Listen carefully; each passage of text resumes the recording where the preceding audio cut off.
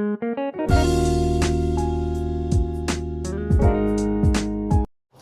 Guys, welcome to my channel.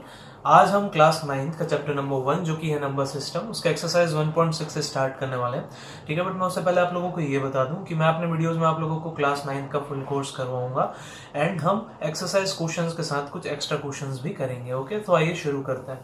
So exercise 1.6 जो है आपका, ठीक है, वो ऑल अबाउट एक्सपोनेंट्स। एक्सपोनेंट क्या होते हैं? कोई भी नंबर है, मान लीजिए वो नंबर है 2, 3, 4, कोई भी नंबर है। इस 2, 3, 4 का अगर कोई भी पावर हुआ, जैसे कि इसका 1 है, ठीक है, इसका पावर मान लीजिए आप 4 है, इसका पावर मान लीजिए आप 1/8 है, ठीक है। तो ऐसे नंबर्स जिनका कोई भी जो पावर हमें दिया रहा है, हम इन पावर को ही क्या कहते हैं? इन पावर्स को ही हम एक्सपोनेंट कहते हैं, ठीक है। अब ये जो एक्सपोनेंट है, इनको भी सॉल्व करने के लिए हमारे पास कुछ लॉज होते हैं, ठीक है। तो अब हम वही लॉज को देखने वाले हैं कि हम एक्सपोनेंट को सॉल्व करने के लिए हमारे पास कैसे लॉज होते हैं। Okay, so guys, laws of exponent. Laws of exponent में सबसे पहला लॉ जो आएगा हमारा, वो है a की पावर m इंटू a की power n is equal to a का पावर m प्लस n। इस लॉ का मतलब ये हो रहा है कि मान लो हमारे पास a कोई भी नंबर है, ठीक है, कोई भी एक वेरिएबल है, 1, 2, 3, 4, 5 कुछ भी हो सकता है, ठीक है, जीरो नहीं हो सकता, नॉन जीरो है, ठीक है। तो हमारे पास a कोई भी वेरिएबल है, जैसे कि फॉर एग्जांपल अगर मैं लूं, तो अगर आप लोग मान लो आपको दिया 1 का पावर m हमारा मान लो 2 है, इंटू ये दिया हुआ है 1 का पावर n हमारा मान लीजिए m से अलग होगा कुछ, ठीक है। m और n सेम नहीं है, इसलिए दोनों अलग अलग अल्फाबेट से डिनोट किए जा रहे हैं। तो 1 का पावर मान लीजिए ये 3 है। तो इस लॉ के हिसाब से जब भी बेस सेम रहेंगे और पावर अलग रहेंगे और ये दोनों नंबर्स मल्टीप्लाई हो रहे होंगे, तब हम क्या करेंगे? हम इस बेस को सिर्फ 1 लिख देंगे। यहाँ पे 2 1 था ना, हम लोग सिर्फ यहाँ पे 1 लिख देंगे। ओके, और जो इनका पावर है वो पावर क्या हो जाएगा? ऐड हो जाएगा, यानी कि ये 2 + 3 हो जाएगा। हमारे पास बचेगा 1 का पावर क्या बचेगा? 5 बचेगा, ठीक है। ये हमारा फर्स्ट लॉ। अब वैसे ही देखते हैं हमारे पास सेकंड लॉ। सेकंड लॉ हमें क्या कहता है? अगर a है, इसका कुछ पावर m है और इन दोनों का कुछ पावर n है, ठीक है, तो इस लॉ के अकॉर्डिंग क्या हो जाएगा? a का पावर m इंटू a का पावर m, ये क्या हो जाएगा? a का पावर m इंटू n। इसको भी एग्जांपल से समझते हैं। मान लीजिए a आपके पास 2 है, ठीक है। अब 2 का पावर आपके पास m दिया हुआ है, यानी कि 2 दिया हुआ है। अब इन दोनों का पावर हमारे पास दिया हुआ है, मान लीजिए n, जो कि हम लोग ले रहे हैं 3, ठीक है। तो इस लॉ के अकॉर्डिंग क्या हो जाएगा? ये 2 तो ऐसे ही रहेगा, बट ये 2 और 3 क्या हो जाएंगे? जो दोनों पावर है, ये दोनों एक दूसरे से मल्टीप्लाई हो जाएंगे, यानी कि हमारे पास क्या बचेगा? 2 का पावर 6, ठीक है। अब देखते हैं और क्या क्या लॉज है हमारे पास। अगर हम थर्ड लॉ देखें, ठीक है, थर्ड लॉ क्या कह रहा है? a का पावर m अपॉन a का power n is equal to a का पावर m माइनस n। इसका मतलब ये हो रहा है, फॉर एग्जाम्पल अगेन, अगर मान लीजिए आपके पास 2 का पावर 4 दिया हुआ है एंड 2 का पावर क्या दिया हुआ है? 3 दिया हुआ है, तो जब ऐसा केस हो रहा होगा, जो हमारे बेस हैं वो सेम होंगे और हमारे एक्सपोनेंट अलग अलग होंगे, देन अगेन हम क्या करेंगे? हम बेस को एक ही लिख देंगे और एक्सपोनेंट्स को क्या कर देंगे?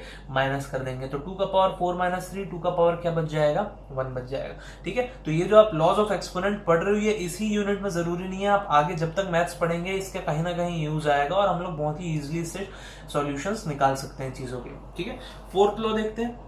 फोर्थ लॉ क्या कह रहा है हमारे पास कि अगर a का पावर m है और अब इस बार चेंज होने वाला है, अब b कोई दूसरा वेरिएबल आ गया, उसका पावर भी m है, तो ये क्या हो जाएगा? इसमें हम a इंटू b कर देते हैं और जो वेरिएबल था हमारा उसको हम वैसे ही, सॉरी, जो पावर था हमारा, जो एक्सपोनेंट था, हम उसको वैसे ही ऊपर लिख देते हैं।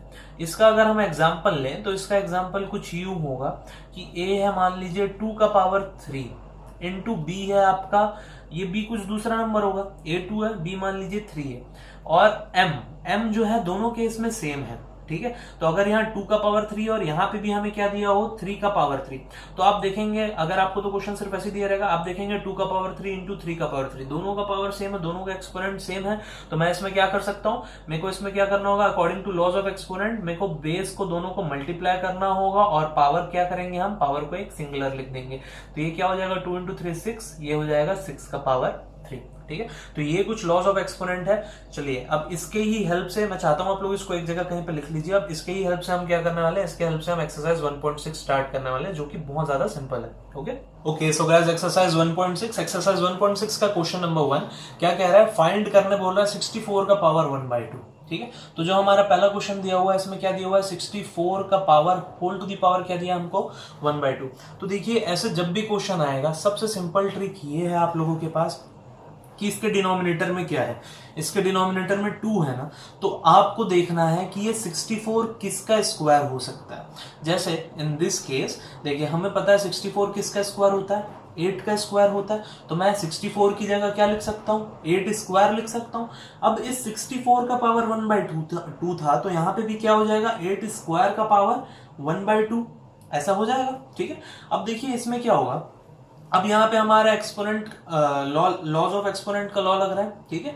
तो मैं क्या लिख सकता हूँ, यूजिंग लॉ, कौन सा लॉ यूज हो रहा है यहाँ पे कि a का पावर m है इंटू a का पावर n है, तो ये क्या हो जाएगा, a का पावर m इंटू n हो जाएगा। यही लॉ यूज हो रहा है यहाँ पे। तो देखिए यहाँ पे क्या होगा, 8 टू दी पावर, अब मैं क्या लिख सकता हूँ 2 इंटू 1/2। इस लॉ के अकॉर्डिंग यही होगा, जो बेस था हम उसको वैसे रहने देंगे और पावर को मल्टीप्लाई कर देंगे, यानी कि एक्सपोनेंट्स को मल्टीप्लाई कर देंगे। ये दोनों कैंसिल हो गए, हमारे पास आंसर क्या बचा, 8 बचा। तो इस तरीके से आपके पास जो भी क्वेश्चन आएगा आपको करना ये है कि जो आपके पास डिनोमिनेटर में है आपको कोशिश ये करना है कि जो आपको नंबर दिया हुआ है अंदर, जो आपको a की वैल्यू दी हुई है अंदर, आप उसको इतने ही पावर में आपको लेके आना है। जैसे कि यहाँ 2 था तो मैं देखूंगा कि 64 किसका स्क्वायर है, अगर यहाँ क्यूब होता तो मैं देखता कि 64 किसका क्यूब है, ताकि जो जिसका वो क्यूब होगा तो वो क्यूब एंड ये हमारा डिनोमिनेटर कैंसिल हो जाए और हमारे पास क्या बचे, आंसर बच जाए। ठीक है, इजी था ना। चलिए देखते हैं question number 2। Okay so guys now question number 2। Question number 2 में हमें क्या दिया हुआ है, 32 का पावर 1/5। 32 का पावर 1/5, इसमें मैं देख रहा हूँ कि मेरे पास डिनोमिनेटर क्या है, 5 है ना। तो डिनोमिनेटर 5 है, मतलब मुझे ऐसा नंबर लिखना पड़ेगा कि किसका पावर 5 करूं तो मुझे क्या मिले, 32 मिले। तो जब भी आप ऐसे कंफ्यूज हो तो आप क्या करना, उसका प्राइम फैक्टराइजेशन निकाल लेना। जैसे कि 32 था तो 2 16 जा, 2 8, 2 4, 2 2 एंड 2 1। देखिए कितने 2s मिल रहे हैं, 1 2 3 4 5। तो मैं 32 को क्या लिख सकता हूं, मैं 32 को लिख सकता हूं 2 टू दी पावर 5।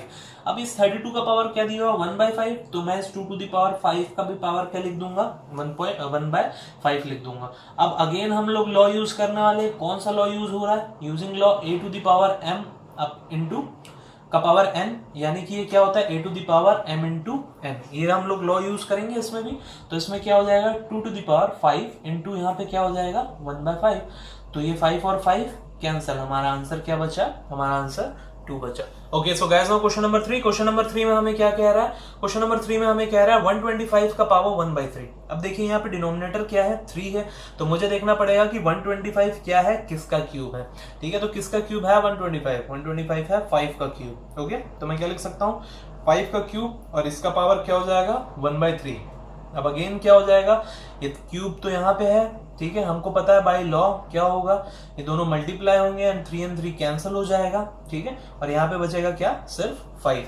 ठीक है, ये कैंसिल क्यों होगा, हो सकता है किसी को ऐसा डाउट है। अब देखिए ये जो 3 है ये न्यूमरेटर में है, इंटू 1/3 ये डिनोमिनेटर में है, तो ये दोनों जब मल्टीप्लाई होंगे तो क्या होगा, कैंसिल हो जाएंगे ना। ठीक है, तो हमारा आंसर क्या बच रहा है, 5 बच रहा है। इसमें हम लॉ लिख देंगे, कौन सा लॉ यूज किए हैं हम लोग, हमको पता है a to the power m whole to the power n is equal to क्या होता है a to the power m into n।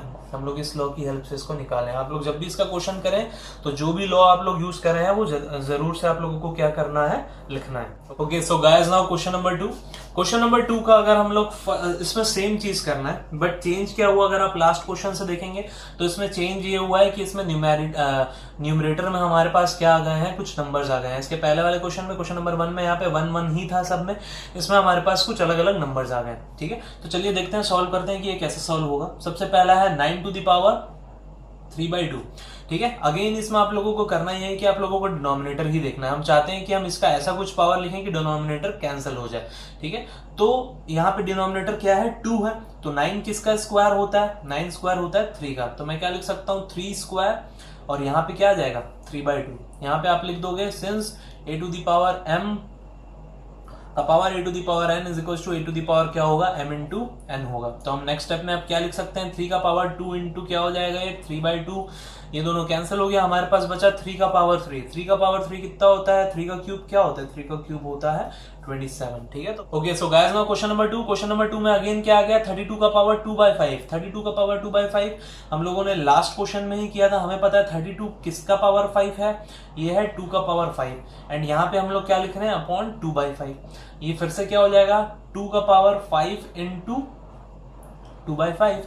ये 5 और ये 5 कैंसिल, यहाँ पे आप लॉ लिख देंगे, a का पावर m इंटू a का power n is equal to a का पावर क्या हो रहा है यहाँ पे m इंटू n। अगेन देखिए यहाँ पे क्या क्या बच गया हमारे पास, ये 5 तो कैंसिल हो गया, बचा सिर्फ 2 का पावर 2। 2 का पावर 2 क्या होता है हमारे पास, 2 का पावर 2 होता है 4। ठीक है, तो सेकंड क्वेश्चन का आंसर क्या है आपका, 4 है। ले तो guys question number 3। Question number 3 में हमें क्या दिया हुआ है, 16 का पावर 3/4। 16 का पावर 3/4। अब देखिए 16 किसका पावर 4 हो सकता है, यहाँ डिनोमिनेटर में 4 है, मतलब मेरे को 16 को किसी का पावर 4 लिखना पड़ेगा। तो मैं क्या लिख सकता हूँ, 16 किसका पावर 4 हो सकता है, 2 का पावर 4 हो सकता है। तो मैं लिख दे रहा हूँ 2 का पावर 4 और यहाँ पे क्या है हमारे पास 3/4 है। अगर आप लोग कंफ्यूज हो या कुछ भी डाउट हो तो आप इसका क्या करें, प्राइम फैक्टराइजेशन करें, आपको इजीली मिल जाएगा। ठीक है, तो अब देखिए 2 का पावर 4 और यहाँ पे क्या हो जाएगा, 2 का पावर 4 इंटू 3/4, ये कुछ होगा ऐसा। ठीक है, ये 4 और 4 कैंसिल, हमारे पास क्या बचा, 2 का क्यूब। 2 का क्यूब क्या होता है, 2 का क्यूब होता है 8। तो हमारा आंसर कितना आ गया, हमारा आंसर 8 आ गया। अगेन आप लोग क्या करेंगे, आप लोग जरूर से लिखेंगे आप लोगों ने कौन सी आइडेंटिटी यूज की है। ठीक है, या कौन सा लॉ यूज किया है, वो आप लोगों को लिखना बहुत बहुत जरूरी है। Okay so guys now question number 4। Question number 4 में दिया हुआ 125 का पावर -1/3। ठीक है, अब इसमें एक चीज चेंज हुआ है, इसमें चेंज ये हुआ है कि हमारे पास एक्सपोनेंट में माइनस आ गया। तो इसके लिए हम क्या करेंगे, सबसे पहले तो हम डिनोमिनेटर ही हटाते हैं। हमें पता है 125 किसका क्यूब है, 125 है 5 का क्यूब। अब इन दोनों का पावर क्या है, 1/3 है, -1/3 है सॉरी। अब इसके लिए मैं क्या कर दूंगा, 5 का पावर 3 इंटू क्या हो जाएगा, ये -1/3, यानी कि ये 3 और ये 3 कैंसिल हो गया। हम आइडेंटिटी लिखेंगे, कौन सी आइडेंटिटी लगाए हम, a का power m whole to the power n, यानी कि ये हो जाएगा a का पावर m इंटू n, यही आइडेंटिटी लगी है। ठीक है, आपको माइनस से कोई फर्क नहीं पड़ रहा, आपको माइनस साइन से आप चाहे तो यहाँ पे भी ब्रैकेट एक लगा सकते हैं। आपके पास क्या बचा, 3 और 3 तो कैंसिल हो गया, आपके पास बचा 5 का पावर -1। 5 का पावर -1 क्या होता है, 5 का पावर -1 होता है 1/5। जिन्हें ना पता हो उनके लिए मैं एक बार बता दूं कि अगर कोई भी नंबर है उसका पावर आपके पास माइनस में है या उसका एक्सपोनेंट माइनस में है, तो आप क्या करेंगे, अगर उसको रेसिप्रोकल कर देंगे तो रेसिप्रोकल करने से क्या हो जाएगा, उसका पावर पॉजिटिव हो जाता है। ठीक है, अब जैसे इसको मैं 1/5 का पावर 1 लिखा हूं, इसी को मैं क्या लिख सकता था, 1/5 का पावर 1, हम इसे ऐसे भी लिख सकते हैं। ठीक है, okay so guys now question number 3। Question number 3 का अगर हम लोग क्वेश्चन नंबर 3 में हमें कह रहा है सिंप्लीफाई करने। अगर हम फर्स्ट क्वेश्चन देखें, इसमें दिया हुआ है 2 to the power 2/3 into 2 to the power 1/5। ठीक है, इसको अगर मैं फिर से एक बार लिखूं तो ये हमें कुछ इस तरीके से दिया हुआ है, इंटू क्या दिया हुआ है, 2 टू दी पावर 1/5। ठीक है, अब देखिए कौन सा लॉ लग रहा है इसमें, आप लोगों को क्या लगता है। ठीक है, कौन सा लॉ लग रहा है इसमें, यूजिंग लॉ अगर मैं देखूं, यहाँ पे क्या है, यहाँ पे a टू दी पावर हमें कुछ दिया हुआ है, मान लीजिए m दिया हुआ है, इनटू क्या हो रहा है। अब देखिए यहाँ पे भी 2 है, यहाँ पे भी 2 है, मतलब हमारा बेस सेम है, तो मैं क्या लिख सकता हूँ a, पर यहाँ पे पावर कुछ अलग है। तो a to the power m into a to the power n क्या होगा, a to the power m plus n। ये हम लोग पढ़े, ये वाला लॉ तो लगेगा इसमें। ठीक है, तो चलिए देखिए हम क्या कर देंगे, सीधा हम लोग एक बेस लिख लेंगे जो कि है 2।